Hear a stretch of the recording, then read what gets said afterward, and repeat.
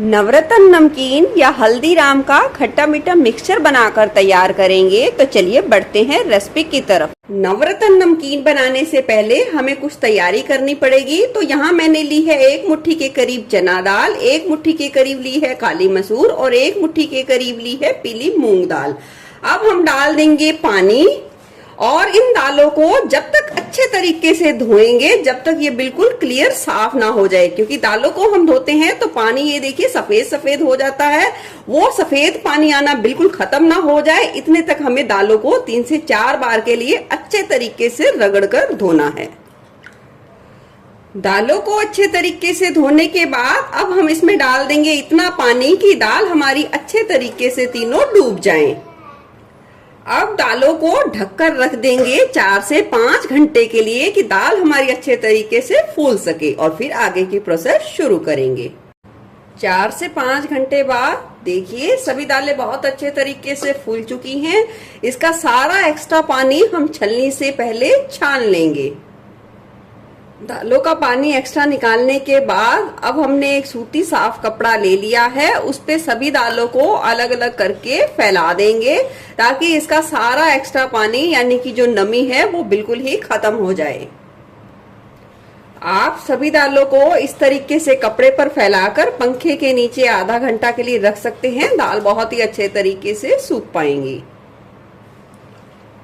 चलिए सभी दालें फैला दी हैं, ये इतने अच्छे तरीके से सूखेंगी, इतने नमकीन की और सारी तैयारी करते हैं। चलिए दालें इतने में सूखेंगी, इतने में नवरत्न नमकीन के लिए हम बेसन की भुजिया बना के तैयार करेंगे। तो यहाँ मैंने 1 बड़ी कटोरी के करीब लिया है बेसन, लेंगे 4 छोटा चम्मच के करीब तेल, आधी छोटा चम्मच से कम नमक, 1/4 चम्मच हल्दी, 1/4 चम्मच से थोड़ा सा ज्यादा लाल मिर्च, 1/4 चम्मच के करीब काली मिर्च, आधी चम्मच से थोड़ा सा कम अमचूर पाउडर। अब सभी चीजों को हम अच्छे तरीके से मिला लेंगे।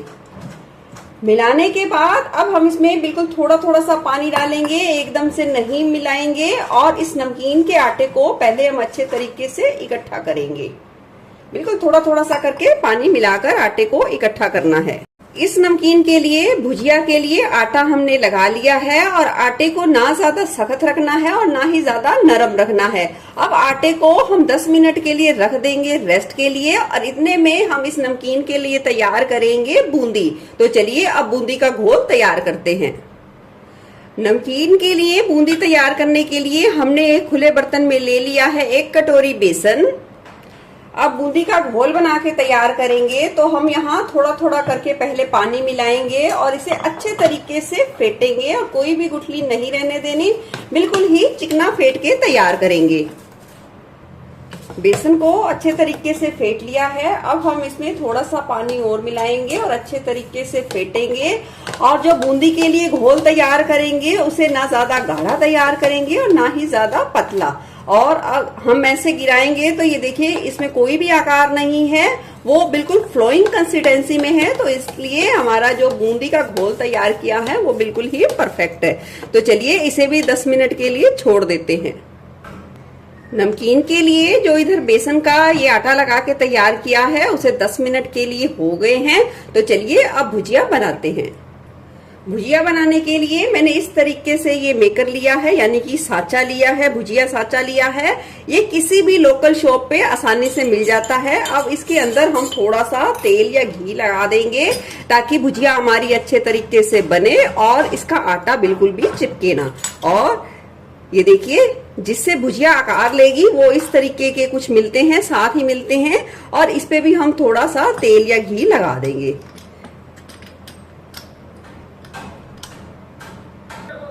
अब जिस शेप की आपको भुजिया बनानी है उस शेप का आप इसमें ये साचा यानी कि ये जो प्लेट है वो इसमें फिट कर दीजिए। और जो हमने ये भुजिया का आटा लगाया है वो इस तरीके से आप इसमें डाल दीजिए और थोड़ा सा इस तरीके से दबा दीजिए। ये देखिए कुछ इस तरीके से दबा देना है, और अब हम इस तरीके से लॉक कर देंगे इस साचे को। चलिए भुजिया का साचा अच्छे तरीके से लॉक कर लिया है। अब बनाते हैं भुजिया। चलिए भुजिया बनाने के लिए हमने तेल को बहुत ही अच्छे तरीके से गर्म कर लिया है और थोड़ी सी ऊंचाई से हम इस तरीके से थोड़ा सा प्रेशर देते हुए ऊपर के हैंडल को जो हमने सांचा लिया है उसको थोड़ा सा घुमाते जाएंगे और भुजिया खुद ब खुद सांचे से छूटने लग जाएगी और सिकने लग जाएगी। ये देखिए कुछ इस तरीके से। जितनी कढ़ाई में आपसे बन पड़े आप उतनी अपने हिसाब से सेक सकते हैं। देखिए जब लगे कि हमने अच्छी तरीके से भुजिया निकाल ली है तो इस तरीके से आप सारी भुजिया को लास्ट में तोड़ के डाल दीजिए और गैस की फ्लेम को इस समय आप सुविधा के अनुसार थोड़ा सा कम कर सकते हैं। आप देखोगे कि भुजिया के ऊपर थोड़े से बबल्स आ जाएंगे तो इसमें कोई भी घबराने की बात नहीं है। ये भुजिया 1 से 1.5 मिनट में ही सिक के तैयार हो जाएगी। थोड़ा सा सिकने के बाद हम इसे पलट देंगे। याद रखिए 1 से 1.5 मिनट का ही समय लगेगा भुजिया को सिकने में। चलिए बहुत ही आसानी से हमारी भुजिया बनके तैयार है। इसी तरीके से हम नमकीन के लिए सारी भुजिया बना के तैयार करेंगे। चलिए भुजिया तैयार है, इसे रख देते हैं दूसरी तरफ और ले लिया है हमने बूंदी का ये घोल। डालेंगे अब इस तैयार घोल में थोड़ा सा नमक और इसे अच्छे तरीके से मिला लेंगे। अब तैयार बूंदी के घोल को हम 3 भागों में बराबर बराबर डिवाइड कर लेंगे। आप चाहें तो एक जैसी भी बना सकते हैं, पर जो नवरत्न नमकीन होती है उसमें आपने देखा होगा वो बूंदी कई कलर की होती है। डालेंगे एक भाग में ये हरा फूड कलर और इसे अच्छे तरीके से मिला लेंगे। 2 से 3 चुटकी के करीब डालना है और इसे अच्छे तरीके से मिला लेंगे। दूसरे में डालेंगे लेमन कलर यानी कि पीला रंग और इसे भी अच्छे तरीके से मिलाकर फेंटेंगे। और तीसरे घोल में डाल देंगे ऑरेंज फूड कलर यानी कि संतरिया रंग और इसे भी अच्छे तरीके से मिलाकर फेंटेंगे। आप चाहें तो एक प्लेन में ही बनाकर तैयार कर सकते हैं। चलिए हमारे तीनों घोल बिल्कुल बनके तैयार है। तो अब बना लेते हैं बूंदी। बूंदी के लिए तेल को गरम कर लिया है। हमने यहाँ कोई झारा नहीं ले लिया है, हमने ये पकोड़े तारने वाली छलनी को ही लिया है और एक घोल ले लेंगे और थोड़ी ऊंचाई से इस तरीके से फैलाते हुए डालेंगे। ये देखिए और जैसे ही बबल शांत होंगे तो आप देखोगे ये देखिए गोल गोल बूंदी बनके कढ़ाई में बिल्कुल तैयार है। और ये भी बूंदी 1 से 1.5 मिनट का ही करीब समय लगता है और सिक के तैयार हो जाती है। अलट पलट कर हम अच्छी खस्ता होने तक सारी बूंदी को सेकेंगे। इस बात का ध्यान रखना है जब भी बूंदी आप सिकने के लिए कढ़ाई में डालें तो तेल अच्छे तरीके से गर्म होना जरूरी है। चलिए एक रंग की बूंदी तो तैयार कर ली है हमने और निकाल लेंगे प्लेट में। अब दूसरे तरीके की इसी तरीके से थोड़ी सी ऊंचाई पे इस तरीके से डालेंगे और हल्का हल्का सा घुमा देंगे। झाग शांत होने के बाद देख सकते हैं दूसरे कलर की भी बूंदी, इसे भी अलट पलट कर सेकेंगे। चलिए ये बूंदी भी सिक गई है, निकाल लेंगे प्लेट में। जिस तरीके से हमने पहली 2 बूंदी तैयार की है उसी तरीके से ये ऑरेंज बूंदी भी बना के तैयार कर ली है। तो अब निकाल लेंगे इसे भी प्लेट में। नमकीन के लिए बहुत ही ज्यादा खस्ता और बिल्कुल गोल गोल बूंदी तैयार कर ली है। तो चलिए अब आगे की प्रोसेस की तरफ भी बढ़ते हैं। चलिए जो दालें हमने सुखाई थी उसका भी लगभग पानी अच्छे तरीके से सूख चुका है। हमने बस ओवर सुखाना नहीं है, बस इसकी नमी को दूर करना है, इतना ही सुखाना है। अब दाल को भी फ्राई करेंगे। इस तरीके की आपको छलनी लेनी है, छोटी बड़ी जो आपके पास हो ले सकते हैं और इस तरीके से आपको दाल को डालना है और इस तरीके से आप उसे फिर तेल में छोड़ दें। ये देखिए सारी दालों को एक साथ इकट्ठा फ्राई नहीं करना है क्योंकि हर दाल को सिकने में थोड़ा समय कम ज्यादा लग सकता है। दाल को जब तेल में डालें तो तेल अच्छा गर्म होना चाहिए, पर आप अपनी सुविधा के अनुसार जब सेकने लगे तो थोड़ा कम ज्यादा भी कर सकते हैं। इस बात का ध्यान रखना है कि दाल जब आपकी फ्राई करके सिक के बाहर आए तो वो खस्ता होनी चाहिए, कुरकुरी होनी चाहिए। चलिए चने की दाल बहुत ही अच्छे तरीके से सिक गई है। एक्स्ट्रा तेल हम निकाल देंगे और इसे भी निकाल लेंगे प्लेट में। अब लेंगे दूसरे तरीके की दाल यानी कि काली मसूर और इसे भी सेकेंगे। ये दाल जैसे ही सिकने लगेगी यानी कि फ्राई होने लगेगी, ये फटने लग जाएगी तो ये इसका साइन है कि ये बहुत ही अच्छे तरीके से फ्राई हो चुकी है। जब भी भुजिया के लिए आप दाल को सेके तो आप चम्मच में एक आधा दाना लेके जरूर उसे चेक करें कि वो बहुत ही अच्छे तरीके से खस्ता हुई है या नहीं हुई। तो चलिए, ये दाल भी हमारी बहुत अच्छे तरीके से खस्ता हो गई है, निकाल लेंगे प्लेट में। अब लेंगे ये मूंग दाल। ये देखिए, चना दाल को सिकने में यानी कि फ्राई होने में थोड़ा सा समय ज्यादा लगा है और इन दोनों दालों के मुकाबले में।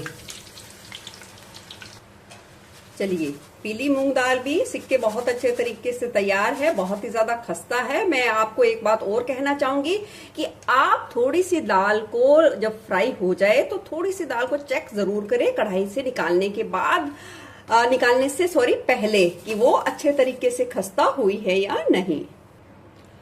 अब लेंगे हम एक मुट्ठी के करीब मूंगफली और इसे भी सेकेंगे।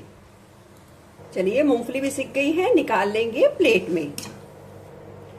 अब लेंगे यहाँ हम एक कटोरी के करीब मोटे वाला पोहा और इसे भी सेकेंगे यानी कि फ्राई करेंगे। पोहा बहुत ज्यादा जल्दी फ्राई होगा और जैसे ही फ्राई होना शुरू होगा वो बहुत ही अच्छे तरीके से फूलने लग जाएगा। चलिए, निकाल लेंगे प्लेट में। चलिए, सारी आधी से ज्यादा तैयारी हो गई है और लास्ट में हम ये बनाएंगे आलू के लच्छे और आलू के चिप्स नमकीन के लिए।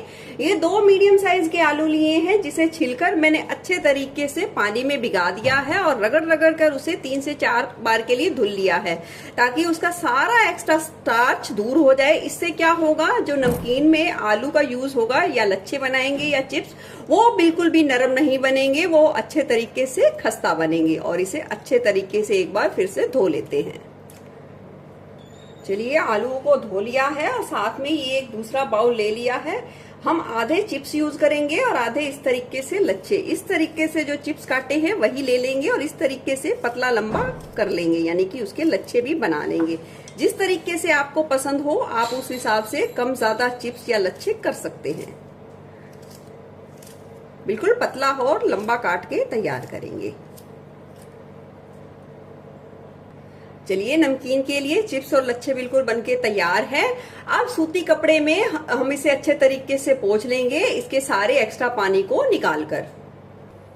चिप्स तलने के लिए तेल अच्छा गर्म है और अब हम इसमें डाल देंगे ये तैयार किए हुए चिप्स। नमकीन के लिए जो चिप्स तैयार करें जितना हो सके पतले तैयार करें, तभी वो क्रिस्पी बनेंगे। देख सकते हैं आलू चिप्स पे बहुत ही बढ़िया कलर आ गया है, बहुत ही अच्छे तरीके से खस्ता सिक गए हैं। निकाल लेंगे प्लेट में। इसी तरीके से ये आलू लच्छा भी बिल्कुल खस्ता होने तक फ्राई करेंगे। चलिए, लच्छे वाले आलू भी बहुत ही अच्छे तरीके से क्रिस्पी हो गए हैं, निकाल लेंगे प्लेट में। अब लेंगे थोड़े से बादाम और इसे भी थोड़ा सा सेकेंगे यानी कि फ्राई करेंगे। और बादाम डालने के बाद थोड़े से काजू डाल देंगे। जैसे ही बादाम थोड़े से सिक जाएंगे उसके बाद काजू डालेंगे क्योंकि काजू बहुत जल्दी सिकते हैं। और तुरंत ही डाल देंगे ये किशमिश और थोड़ा सा तीनों चीजों को अच्छे तरीके से सेकेंगे यानी कि फ्राई करेंगे। आप चाहें तो तीनों चीजें अलग अलग भी कर सकते हैं। निकाल लेंगे प्लेट में। अब लेंगे एक छोटी मुट्ठी के करीब कड़ी पत्ता और कड़ी पत्ते को भी अच्छे तरीके से फ्राई करेंगे। जैसे ही ये फ्राई होगा ये बहुत ही अच्छे तरीके से कुरकुरा और क्रिस्पी हो जाएगा। चलिए, कड़ी पत्ता बहुत ही अच्छे तरीके से क्रिस्पी हो गया है। आवाज से पता चल गया होगा कितनी क्रंची बना है। चलिए, इसे भी निकालेंगे प्लेट में। यहाँ नमकीन के लिए मैंने एक छोटा कटोरी के करीब मुरमुरे लिए थे। मुरमुरे पहले से ही ज्यादा कुरकुरे थे तो मैंने थोड़ा और अच्छे तरीके से कुरकुरा कर लिया है। इसे लो फ्लेम पे 3 से 4 मिनट के लिए सेक लिया है। चलिए, सारी तैयारी हो गई है। अब बनाएंगे हम नमकीन के लिए एक चटपटा तीखा मसाला। नवरत्न नमकीन के लिए मसाला बना के तैयार करेंगे। मिक्सी जार में डाल दिया है 1 चम्मच अमचूर पाउडर, 2 चम्मच चाट मसाला, 1 चम्मच हल्दी, 1 चम्मच लाल मिर्च पाउडर, 1 चम्मच सौंफ, 1 चम्मच खड़ा धनिया, 1 चम्मच जीरा, आधी चम्मच काली मिर्च पाउडर, स्वाद के अनुसार नमक। यहाँ मैंने 1 चम्मच से थोड़े से कम का नमक का इस्तेमाल किया है। आधी चम्मच से थोड़ा सा कम काला नमक, 1 टुकड़ा हींग का। ये मेरे पास टुकड़े वाली हींग है, आप दूसरी हींग का इस्तेमाल कर सकते हैं तो 1/4 चम्मच के करीब हींग का इस्तेमाल करना है। डाल देंगे 2 लौंग, 2 चम्मच के करीब डाल देंगे चीनी। अब नमकीन के इस तैयार मसाले को पीस लेंगे। नमकीन के लिए मसाला बिल्कुल तैयार है। आप अच्छे कलर के लिए इसमें थोड़ा सा कश्मीरी लाल मिर्च का पाउडर भी इस्तेमाल कर सकते हैं और मसालों की क्वांटिटी आप अपने तीखे चटपटे के हिसाब से थोड़ा कम ज्यादा भी कर सकते हैं। चलिए अब हम फाइनल तैयार कर देंगे भुजिया। हमने ये एक बड़ी परात ले ली है ताकि हम आसानी से सभी चीजों को असेंबल कर पाए, मिला पाए। भुजिया को हम इस तरीके से थोड़ा सा तोड़ देंगे, सारी चीजें डाल देंगे बारी बारी से।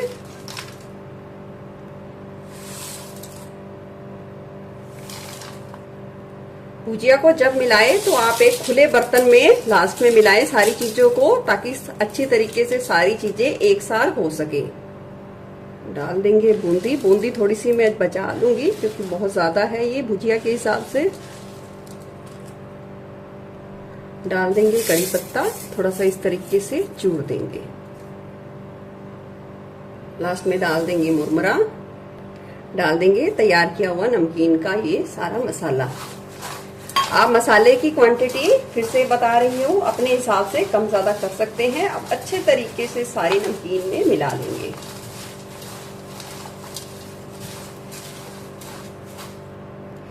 ये देखिए बिल्कुल साफ सुथरे तरीके से घर के सामान से हमने ये नमकीन बना के तैयार की है।